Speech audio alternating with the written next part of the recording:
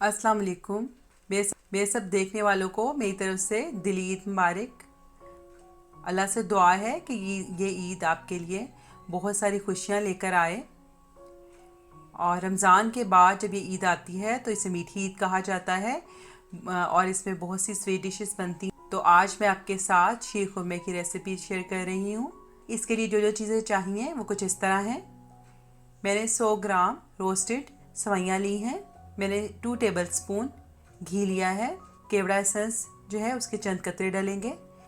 एक टिन जो कि 300 ml है वो मैंने कंडेंस मिल्क का लिया है।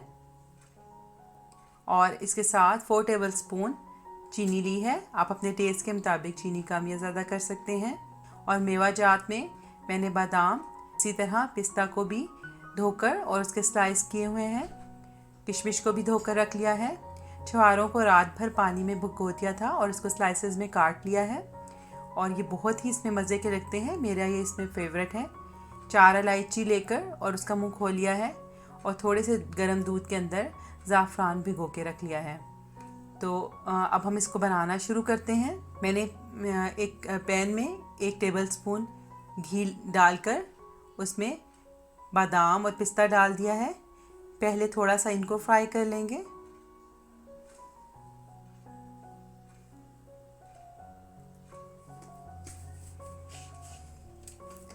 इसके बाद इसमें छुहारे भी ऐड कर देंगे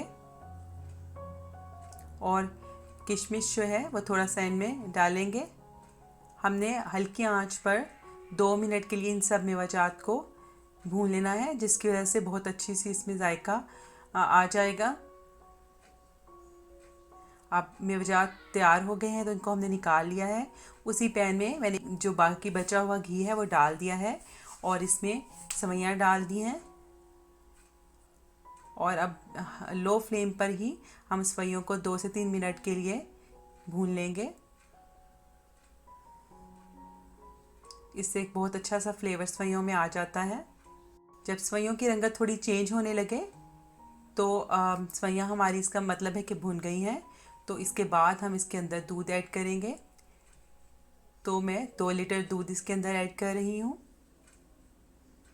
ये पहले से बॉयल हुआ दूध है।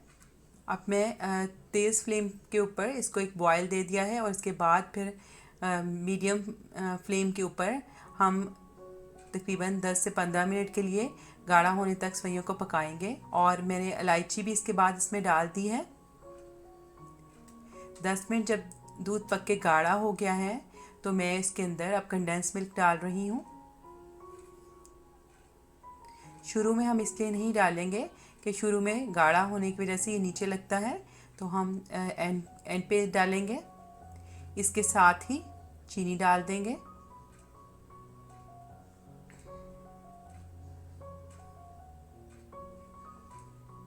और अब दूध में जो ज़ाफ़रान भिगोया था वो भी हम इसके अंदर ऐड कर देंगे। अब हम मीडियम फ्लेम पर इसको पकाते जाएंगे।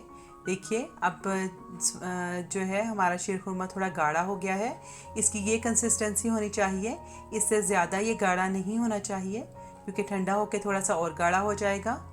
और इससे ज़्यादा अगर गाढ़ा होगा तो सवैयों की खीर बन जाएगी। अब मैंने जो रोस्टेड मेवाजात हैं वो इसमें डाल दूँगी, थोड़े से गार्निश के लिए बचाए हैं। अब 4 से 5 कतरे केवड़ा एसेंस मैं इसके अंदर ऐड कर रही हूँ। ज़्यादा मिकदार में इससे नहीं आपने डालना। और अब इसको ठंडा करके मैंने डिश आउट कर लिया है। बहुत ही मज़े का शीर खुरमा तैयार हुआ है और बनाना भी इसको बहुत ही आसान है। आप ज़रूर मेरे तरीके से इसको ट्राई करें, इंशाल्लाह आपको ज़रूर पसंद आएगा। आइंदा आपके साथ किसी नई रेसिपी के साथ फिर मुलाकात होगी। उस वक्त तक के लिए अल्लाह हाफिज़।